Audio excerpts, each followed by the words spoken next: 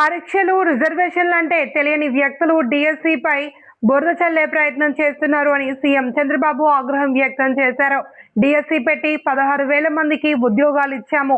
గొడ్డలి పార్టీ చేసిన ప్రతి ఆరోపణకు మాతో పాటు అధికారులు వివరణ ఇచ్చారు. రాజకీయాలు చేసే అర్హత గొడ్డలి పార్టీకి లేదు. రాష్ట్ర ప్రజలకు క్షమాపణ చెప్పాలి, నిరుద్యోగులను క్షమించాలి అని అడగాలి అని సిద్ధాంతం సభలో వైసీపీని డిమాండ్ చేశారు. ఎక్కడికక్కడ ఇప్పటికే మీరు చూశారు, సంక్షేమం ఎవరూ చేయలేని కార్యక్రమాలు చేశాం. సూపర్ 6 ఇచ్చాం. సూపర్ 6లో చెప్పినట్టు కాకుండా అదనంగా ఇచ్చాం. ఇంకొక పక్క మీరు చూస్తే పెద్ద ఎత్తున మత్స్యకారులకు కానీ, ఆటో డ్రైవర్లకు కానీ, గీత కార్మికులందరికీ సహాయం చేశాం. ఇవన్నీ చేసి అభివృద్ధిని ట్రాక్లో పెట్టాం. 20 లక్షల కోట్ల రూపాయలు పెట్టుబడులు వస్తున్నాయి. 22 లక్షల మంది మన పిల్లలకు ఉద్యోగాలు వస్తాయి. మొన్నే మెగా డిఎస్సి పెట్టి ఉద్యోగాలు ఇచ్చాం. 16,500 మందికి ఉద్యోగాలు ఇచ్చాను.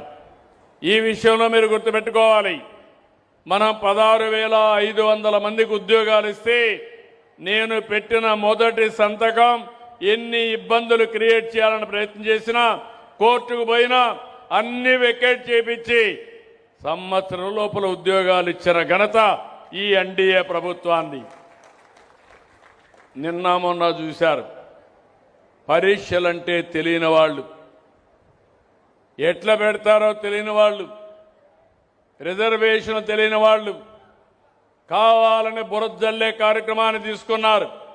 నేను ఒకటే చెప్తున్నా, నేను ముఖ్యమంత్రిగా ఉన్నంత వరకు ఎవడైనా తోక తిప్పి ఎక్కడైనా తప్పు చేసి నడి బజార్లో నిలబెడతాను తప్ప ఎవరిని వదిలిపెట్టనని మరొకసారి మీ అందరికీ హామీ ఇస్తున్నా.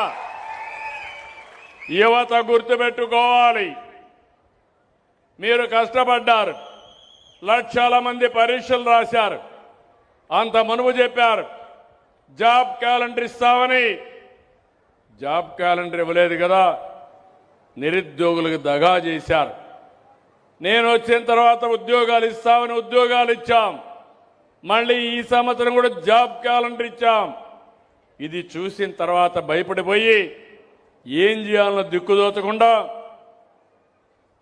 అతని చరిత్ర, గొడ్డలి పార్టీ చరిత్ర మీరు చూస్తుంటారు. అన్ని తప్పుడు ప్రచారాలు, నేరాలు, ఘోరాలు చేసి ఎదుట వాళ్లపైన వేసే పరిస్థితి. నేను ఎన్నోసార్లు చెప్పాను, మా అధికారులు చెప్పారు, మీరేసిన దానికి ప్రతి ఒక్కదానికి సమాధానం ఇచ్చారు. మీరు ఇప్పుడు చేయాల్సింది, మీకు రాజకీయాలు చేసే అర్హత కావాలంటే మీరు స్పష్టంగా చెప్పాలి, ప్రజలకు అపాలజీ చెప్పాలి, నిరుద్యోగుల్ని క్షమించమని మీరు చెప్తే తప్ప మీరు ఈ రాష్ట్రంలో మనుగడ సాధించడానికి వీలు లేదని మరొకసారి మీ అందరి ద్వారా విజ్ఞప్తి చేస్తున్నా. అంటే వాళ్ళకి అలవాటు అయిపోయింది. ఆ రోజు మీరు చూశారు, నేనే ముఖ్యమంత్రి, బాబాయిని చంపేసి గుండెపోటుగా చిత్రీకరించి మరుసటి రోజు నా చేతిలో కత్తి పెట్టి నారాసుర రక్త చరిత్ర అని చెప్పిన వ్యక్తులు మామూలుగా ఇండ్రు.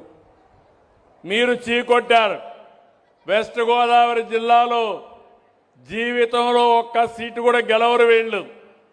అలాంటి తీర్పునిచ్చారు. ఇప్పుడు ఇలాంటి పనికి పాలిన పనులు చేసి ముందుకు పోయే పరిస్థితికి వస్తున్నారు. నేను అందుకే మిమ్మల్ని అందరినీ ఒకటే కోరుతున్నాను, ఇలాంటి వ్యక్తులకి ఎప్పటికప్పుడు మీరు కూడా బుద్ధి చెప్పాల్సిన అవసరం ఉంది. ఈరోజు నేను ఇక్కడ పట్టాలు ఇచ్చాను మీకు, నేను సంతోషపడుతున్నా. వీళ్ళ ఎమ్మెల్యే రాష్ట్రంలో కబ్జాలు చేశారు, రికార్డులు తారుమారు చేశారు.